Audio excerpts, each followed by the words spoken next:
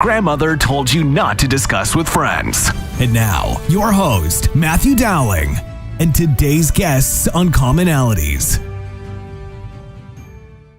Thanks for joining us on another episode of Commonalities. I'm your host, Matt Dowling, and my guest today is Zigmund Reichenbach. And Zig, why don't you go ahead and give a little bit of your background and a self-introduction to the listeners that are out there at home.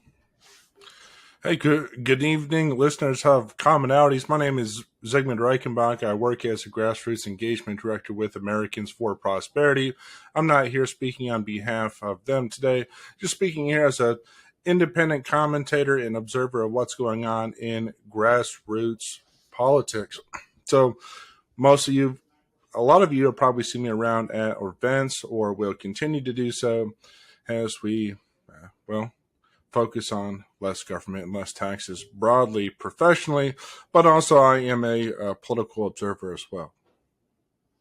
Sure. Well, thank you so much for making time to be with us, Zig. I know we have some big things to discuss this evening, but grassroots politics. When we, just before we get started, when we start talking about grassroots politics, how would you define that? How would you share the meaning of that? Well, how I would define grassroots politics is what it is that typical middle-class people like you and I are most concerned with, that often goes unarticulated except for at a handful of meetings or maybe an op-ed or a letter to the editor here and there, but it's really focusing on what it is that the majority of people want, with just ordinary individuals that are seeking to get their voice out, because that often goes either overlooked or ignored by politicians in the General Assembly, Congress, anywhere. So that's why working in the grassroots and working with people in the grassroots is so important, because more often than not, people in the grassroots are fundamentally overlooked, and politicians should, quite frankly, do a better job of taking into account what it is that people actually find important. And I don't think we can ignore the fact that there is a place in politics for big money and for lobbying and for corporations to get involved in government. But we as middle-class Americans, as constituents of the Commonwealth, we may not have the same money as other people put into campaigns, but through grassroots activism, we can have just as much power. I just retired from the state house and served 6 years there. My first campaign, there were a lot of people that thought, hey, this young guy, no way he can win against a 10-year incumbent with name recognition, etc. And, it was really getting out and knocking on doors and meeting with people. We knocked on over 10,000 doors in that campaign. And there are so many of those same people that I have gotten to know. And really, I think that's what won me the election. So it's so important for individuals to get involved in grassroots campaigning. Now, I have a couple of notes that we made before the show, and I know we want to get to some important topics. Following through a study of political philosophy at Lycoming College, great college in the middle of the Commonwealth, there seemed to be a major discrepancy between what the founders promised and what we have now. Why don't you go ahead and explain that to us a little bit? Yeah, and that's the whole reason why it was that I chose to get involved, because as somebody who was in the grassroots and was a student and was trying to understand the world around me more thoroughly, I came to find out and learn that all the stuff that I'm being told on the media or the information that I'm getting from my friends here and there, that's not what it is that the founders actually promised. So that's a major reason why I decided to get involved. For example, one thing that's important to note is most people are so confused about the distinction between a Republican democracy, for example, and because of that conceptual confusion, now people are up in arms about things like the Electoral College, which actually safeguards our republic, or they just don't have a deep understanding or respect for the Constitution, because heck, even some people view the Constitution as anti-democratic in some ways. So I think it's really important that people have some understanding of what it is that the philosophy that the founders had, so that way they can understand how it is that people, our leadership, ought to govern, right? Because you can't understand how people should govern if you don't have a philosophy or understanding of what it is that they're supposed to be governing. Well, let me take just a moment to kind of summarize some of the things you said, and keep me honest with my listeners here. If I misspeak, don't, feel free to correct me. But we're talking about a democracy, which people normally say, the United States of America is a democracy. We're not a true democracy because every single decision is not voted on by every single person who is within the United States. Instead, we're a representative republic, where we elect individuals to make decisions on our behalf, and we have the ability to vote them out of office at any given time, at election time, if they're not serving the purposes that we've put them in place to serve. So do I have those two distinctions?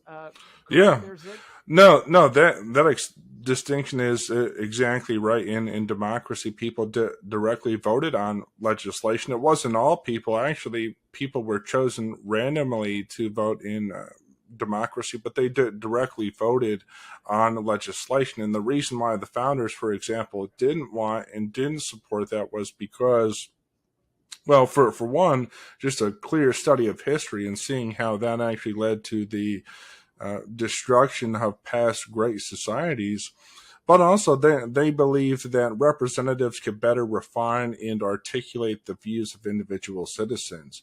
So that's one reason why we have a republic, and that's one of the advantages and benefits of having a republic, because our representatives are not prone to the same passions, for example, that the people could be thrown into arms about. So it's really distinctions like that in understanding those things, that's why it was that I chose to get involved, so that hopefully we can have more conversations about our republic, how things should govern, and we could do so with truth and honesty, and in a way that, well, perhaps will get us more closely to what the founders wanted in a republic. And I'm going to make this comment with for the sake of clarification. I don't want to sound like an elitist at all, because I served as a representative for 6 years, but there are many times when, if the average everyday middle class American was voting on every piece of legislation, they may not have all of the knowledge they need to make an educated, informed decision. I always told people that being a state representative meant that you had to be a subject matter expert at absolutely every subject, because we could go from a bill on healthcare reform to a bill that is dealing with education in the same day. And so we had to do our research, and that's why it's a full-time position to be able to do that, because if you are tending to your family and working a 9-to-5 job, you may not have that same amount of time to inform all the decisions that you need to make. The other thing I wanted to comment on, because you mentioned it, was the Electoral College. And this is one of my favorite things to debate, but for the sake of this episode, we'll just keep it brief. The Electoral College is important because if it was not for the Electoral College, areas with massive population would really override our rural parts of America. And living in rural southwestern Pennsylvania, I already see at election time, election numbers, how the county of Philadelphia and Allegheny County really lead the Commonwealth. It's almost like we need an Electoral College just at the state level to kind of rectify some of those problems. So I've said my piece for the Electoral College today. Let's get to constitutionality. The importance of being someone who believes in the Constitution, follows the Constitution, Talk to me a little bit about your thoughts on the Constitution and constitutionality. Well, I think in a lot of cases, because people generally, for instance, don't understand what the founder said in the Federalist, which was used to justify the existence of the United States Constitution, because they were replacing the Articles of Confederation. Because people don't often understand that, then they often have a warped view of the Constitution itself, in part not only because they don't know about the Federalist, but they're also choosing to read something like Marx or some other European 20th century thinker that probably resented American greatness. But if people studied political philosophy, for example, they would understand that something like the Second Amendment and our right to bear arms isn't just about the right to bear arms for bearing arms' sake, or it's not that way just for fun. It's that way because the founder studied John Locke, who said, hey, if we're living in a state of nature, the three things that we're going to have basically guaranteed as rights is going to be life, liberty, and property. Those are the most reasonable things that we can ask if we're in a pre-society. And so the Second Amendment is just constitutionalizing, if you will, our right to self-defense. Because if we were in a state of nature before civilization, we would expect anybody to have the right to defend themselves. That's what people would do.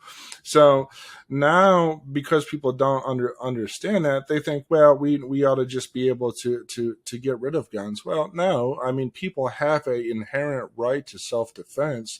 And if you get rid of something like the Second Amendment, for example, people can't defend themselves. And that's worse in some ways than living in a pre-civilized society, right?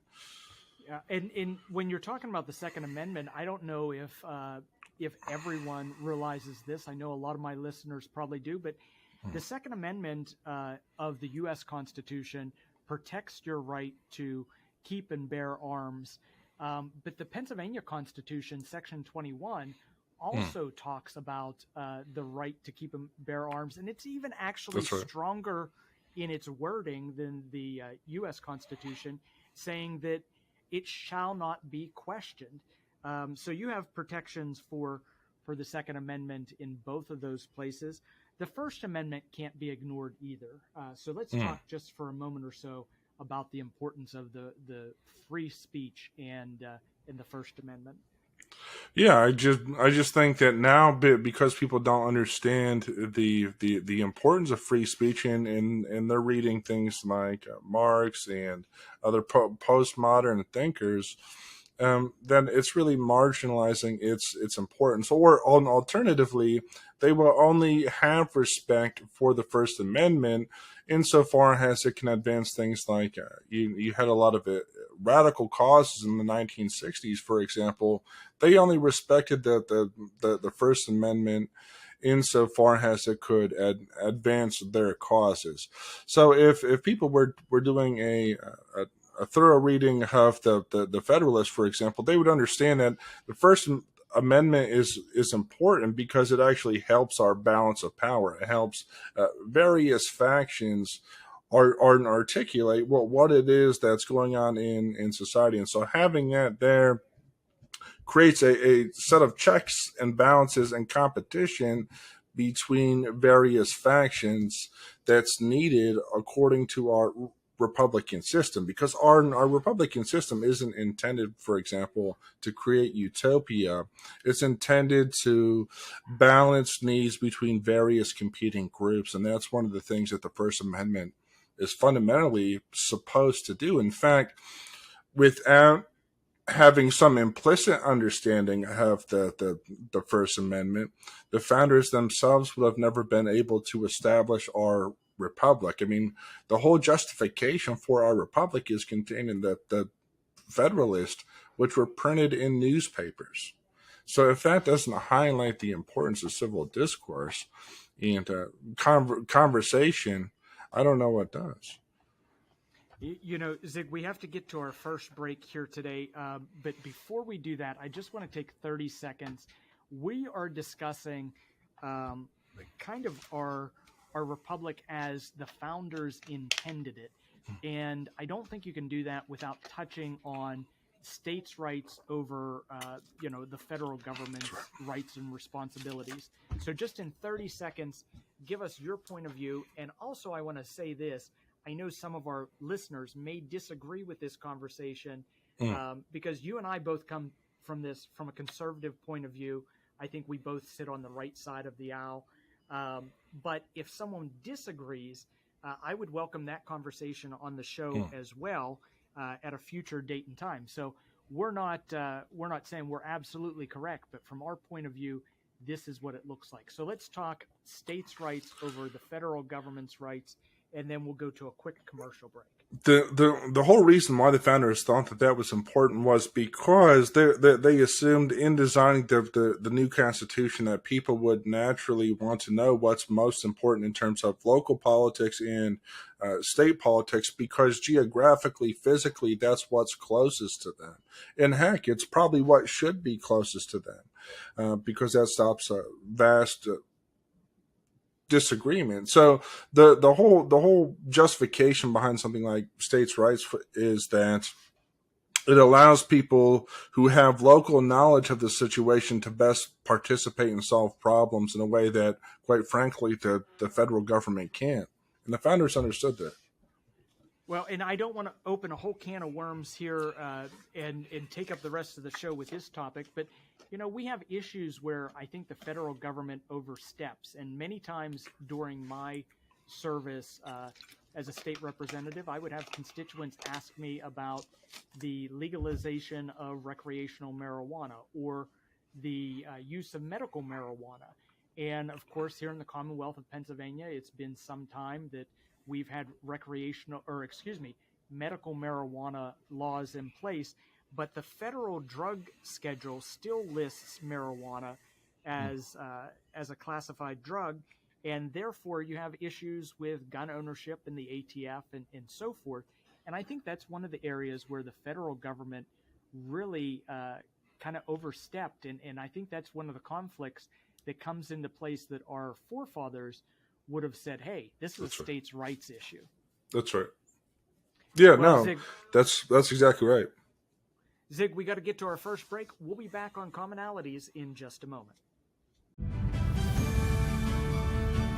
You're listening to Commonalities, where guests find common ground through uncommon conversations. We'll be back after this brief break to recognize our sponsors. Is your business using analog strategies in a digital marketing world? If so, then contact Matthew or Rebecca Dowling at Coordinated 360 for a professional consultation, where we bring in-depth knowledge and functional expertise with a holistic perspective. Coordinated 360 provides digital marketing, paid ad and media buying services, web design, social media management, video production, and more for businesses, organizations, and political campaigns. With decades of experience, Matt and Becky at Coordinated 360 can help you craft your unique message and share it with the world. For a no-risk media evaluation and recommendations, call 724-320-2212 or visit us online at www.coordinated360.com. Find us also on Facebook, Instagram, and Twitter, or email info@coordinated360.com. Founded in 1991, Bright Stripe has succeeded on the premises of quality work, done right at an affordable cost. At Bright Stripe, personal service has always been a must. We strive to be the premier asphalt sealing and striping company in the region. Matt George, the owner of Bright Stripe LLC, brings experience from his construction and maintenance company, Mountain Creek Construction and Maintenance. Matt has provided excellent customer service to many happy businesses and homeowners. Bright Stripe is the premier provider of seal coating, or pavement sealing, the process of applying a protective coating to asphalt-based pavements to provide a layer of protection from the elements, water, oils, and UV damage. They also specialize in driveway and parking lot crack sealing. Crack sealing is the process of applying a protective coating to asphalt-based pavements. Bright Stripe also abides by all safety laws and standards in line striping and layout. For a no-obligation estimate, contact Bright Stripe at 724-437-6090. When it comes to buying a home, What you see isn't exactly what you get. That's why home buyers should call Dave Dowling at Grandview Inspections at 724-208-4108. You'll see colorful flowers, freshly painted walls, granite countertops, gleaming hardwood floors, and other touches. What you can't see is the cracks, ancient plumbing, dangerous wiring, or broken appliances that might be revealed when you hire a home inspector. And when it comes to home inspectors, knowing yours has the qualifications and experience needed should be your number one concern. Dave Dowling with Grandview Inspections is an architectural engineer with over 30 years of commercial construction experience and hundreds of inspections under his belt. A home inspection is an opportunity for you to hire an expert to walk through the home and prepare a report outlining the home's major components, what needs immediate attention, and what will require maintenance after you move in. Your home is one of your biggest investments, so make sure your investment is everything you hoped it to be. Call Dave Dowling at Grandview Inspections at 724-208-4108. Are you enjoying the program you're listening to? Support Commonalities and help keep us on the air by making a donation of $5, $10, or $25, or any amount you feel comfortable sharing online at donate.commonalities.online. Again, that is donate.commonalities.online on the World Wide Web. Buy our host a cup of coffee or help pay for airtime at donate.commonalities.online. You're listening to Commonalities on 590 WMBS 101.1 FM and any place you download your favorite podcast. I'm your host, Matt Dowling, and my guest today is Zigmund Reichenbach. Zig, you are here talking a little bit about the way our forefathers set up the country and what their intentions were. We're also talking about grassroots politics. And so my question for you is, why, from a grassroots perspective, finding commonalities in politics is or seems to be so difficult? Well, big part of the reason why it's made so difficult is because there's so much perverse incentive, so many perverse incentives from folks in the media to intentionally create in inflammatory comments and remarks and headlines such that when people read them, they think that that's what their neighbors are like. I talked to a bunch of people in the grassroots, for example, that didn't want to do something like canvassing because they were afraid of the people that would come to the door. Now, when you know that there's a problem, when people are afraid of knocking on the door of people who are their neighbors. I mean, if that's the case, I mean, it's a miracle and blessing that we even have any semblance of society with people even being afraid of their own neighbors because of the sensationalized media, right? So the point that you're making is that the media, of course, to drive up ratings for years has made stories more sensational, and they've gone either to the extreme right or the extreme left of an issue, and therefore it becomes very polarizing. But you know, one of the things we're trying to do with this show, and the reason why the show's name is Commonalities, is we want to find common ground with our neighbors, with our fellow citizens here of the Commonwealth of Pennsylvania and the United States of America. You know, talk a little bit more about the way fear-mongering has happened within our media. Well, I think having that incentive to sell newspapers discourages people from just coming together and just talking as they used to in times past.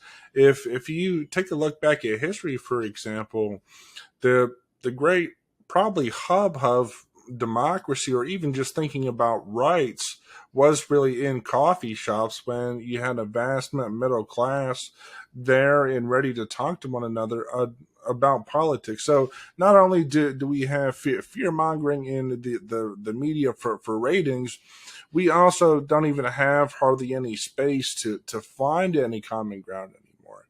if you go to a coffee shop now and you try to talk about politics with somebody, they're probably going to look at you, depending on how local the place is. But if it's somewhere like a major chain, they're going to look at you like you're absolutely crazy. I know, because I've done it before, and I've ran into some trouble. Well, one time I tried to start up a conversation with a gentleman at a restaurant, and I was telling him what I was doing, how I was canvassing. He told me that he supported what it was that I was doing, but then he said he didn't want to talk about it. And then he talked about it for another 15 minutes, basically rambling to himself. I tried to talk about it again, and then he yelled at me. So that just indicates the confusion that people have about politics, the internal fear, the barriers that exist. There's really just so many barriers and fear, and no common space to find that middle ground that we're really trying to get to. Our tagline on this show is that we talk about politics, religion, and finances, everything your grandmother told you not to talk about with friends. And my grandmother literally used to tell me, don't bring up that conversation. Don't talk about religion. Don't talk about politics. Don't talk about finances.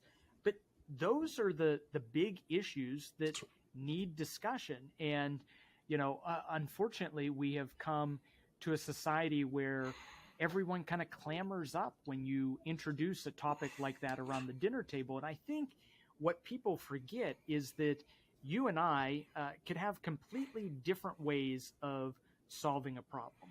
We may even agree on the problem that we have. Let's say it's that the education system is broken. I think people on the left and on the right could agree that that's the case. And there's my dog in the background. But so they could believe that there is a problem with education. They go about it by solving it two completely different ways. And at the end of the day, we can have a discussion. We can disagree on how to solve the problem. But what's important is that we can shake hands and break bread and still be friends afterwards.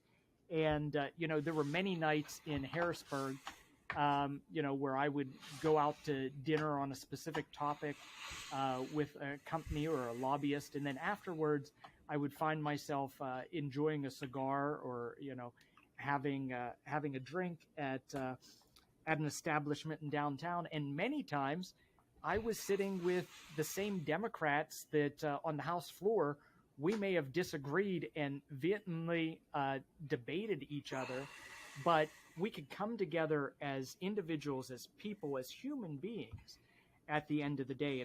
And that's what I'm trying to address through this podcast.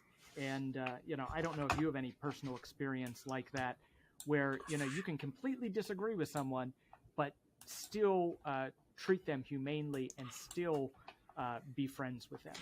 No, that's exactly right. And I think because people don't know the full extent of all the issues that are covered in the General Assembly, because they're not aware of them, they're really not aware of all the different spaces that they could actually find common ground.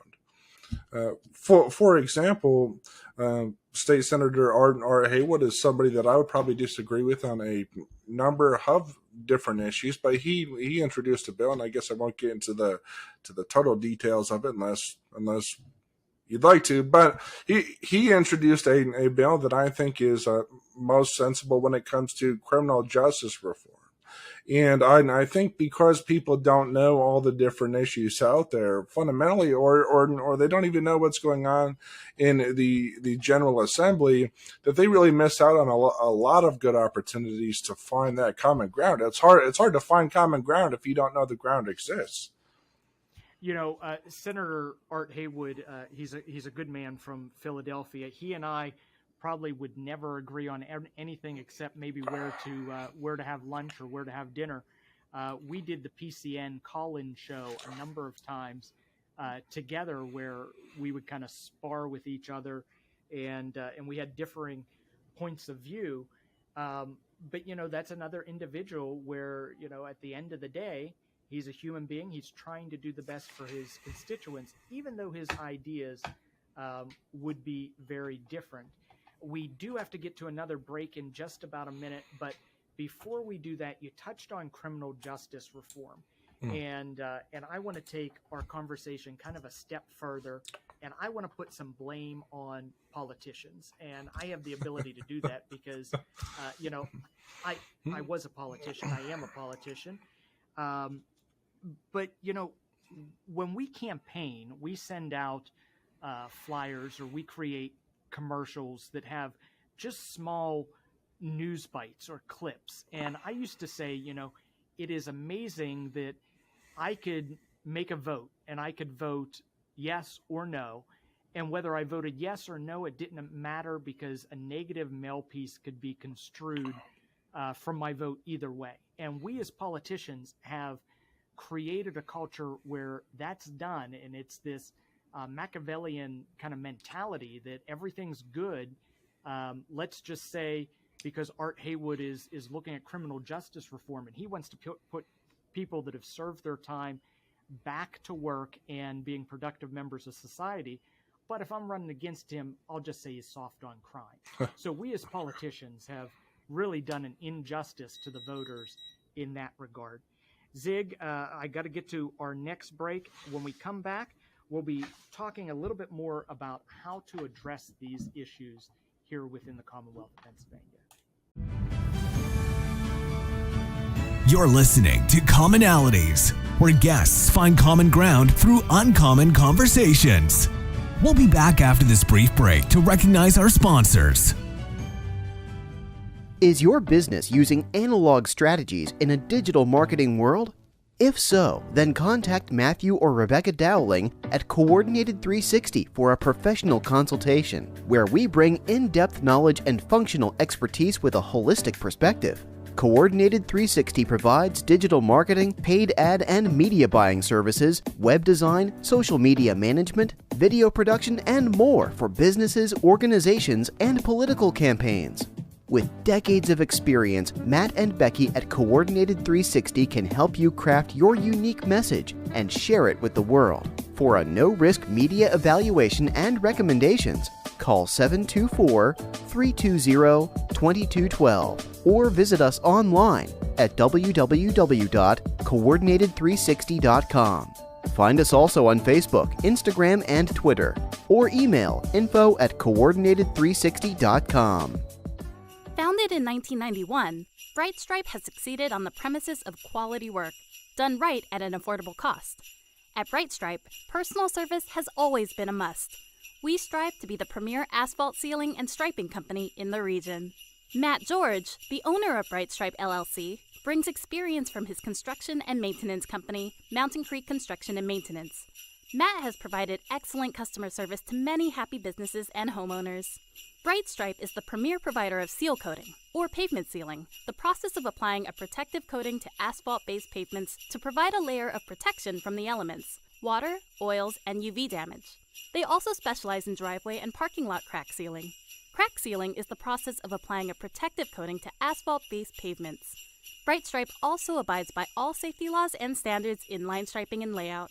For a no-obligation estimate, contact Bright Stripe at 724-437-6090. When it comes to buying a home, what you see isn't exactly what you get. That's why home buyers should call Dave Dowling at Grandview Inspections at 724-208-4108. You'll see colorful flowers, freshly painted walls, granite countertops, gleaming hardwood floors, and other touches. What you can't see is the cracks, ancient plumbing, dangerous wiring, or broken appliances that might be revealed when you hire a home inspector. And when it comes to home inspectors, knowing yours has the qualifications and experience needed should be your number one concern. Dave Dowling with Grandview Inspections is an architectural engineer with over 30 years of commercial construction experience and hundreds of inspections under his belt. A home inspection is an opportunity for you to hire an expert to walk through the home and prepare a report outlining the home's major components, what needs immediate attention, and what will require maintenance after you move in. Your home is one of your biggest investments, so make sure your investment is everything you hoped it to be. Call Dave Dowling at Grandview Inspections at 724-208-4108. Are you enjoying the program you're listening to? Support Commonalities and help keep us on the air by making a donation of $5, $10, or $25, or any amount you feel comfortable sharing online at donate.commonalities.online. Again, that is donate.commonalities.online on the World Wide Web. Buy our host a cup of coffee or help pay for airtime at donate.commonalities.online. Thanks for staying with us with Commonalities here on WMBS 590 AM 101.1 FM. I'm your host, Matt Dowling. My guest today is Zigmund Reichenbach. And Zig, we were talking a little bit about kind of what the founding fathers had in mind about some of the problems we have with a polarized society, and how politics really kind of just turn some people's stomachs and turn some people off to the point to where they don't even want to have a conversation with their neighbors. But I know you're doing some work to address these issues. So tell me a little bit about what you as an individual constituent of the Commonwealth are doing to try to address these issues. Well, one thing that I just recently started doing is I started doing something similar to what it is that you're doing here on Commonalities with the weekly podcast called Talk Politics every Tuesday at 8:30 p.m. I have an individual Facebook group where I try to get a pulse of what it is that people are talking about. And then I talk about what's going on at the national level. I add some commentary and also talk about state politics. But the reason why that project is so important to me and why I got involved in it is because I found that often what's going on in the news, because I had so many civil conversations with great politicians and great people, was then they're not providing the analysis that most people are really looking for. For example, if you take the Russia-Ukraine situation, it seems to be the case that a lot of people in the media are just saying, well, this side's good and this side's bad, and that's that. Well, no, really, there's a lot more to look into, in terms of what started the conflict, how long the conflict has been going on. And until we understand the history of the conflict, then we can't understand how to find a solution if we don't understand the history. So I do analysis on things like that. And I think anybody really with the great power we have now to reach the people, more people should start a podcast so that way they can have more of those discussions that they would have at the dinner table online with their friends and family, right? So other than voting, what can the normal American citizen do to influence the political sphere out there? Well, they can look to become a influencer themselves and try to reach out and be a leader within their community, because what I've found in my study of history is that there has never been a single community that has ever had too many leaders. So they can look to start with influence right there in their own community. Also, what they can do is they can forge relationships with their own lawmakers or different lawmakers. You can walk into the General Assembly most days and have a civil conversation with just about any lawmaker. In addition to that, you can also start circulating and signing your own petitions about the issues that you care about. For example, last year when I was working with Americans for Prosperity, we did a large petition to support the Taxpayer Protection Act, which limits taxes by limiting how much the state government can spend. And you can circulate that to raise lawmaker awareness. And I think all those ways are really important. It's not voting alone that's going to get the issues that most people care about across the finish line. It's being a civil leader and being totally engaged in the community and finding those commonalities that I think is the best way to participate. So, Zig, I know you have your new radio show, and you said that it's on Tuesday evenings at 8:30 p.m., or your podcast, rather. Yes, sir. Tell us how we can find that podcast and how we can engage you to learn more about what you're doing in Pennsylvania and your thoughts on the political sphere.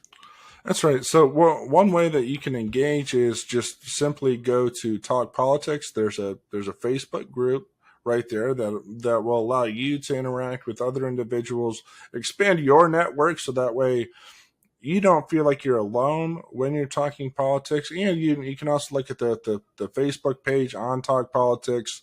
And I do have a YouTube with a particular name. I'll make sure to send you that before the show is over. And those are the main ways that I'm engaging people for right now. I'm looking forward to expanding that in the future. But hey, if you want to have a conversation like what we're having with State Representative Dowling, join us on Talk Politics. Well, hey, my guest today has been Zigmund Reichenbach. Zig, thank you so much for being with us and for sharing your thoughts and feelings with my viewers and my listeners here today on Commonalities. Thank you so much, Zig. Thank you so much.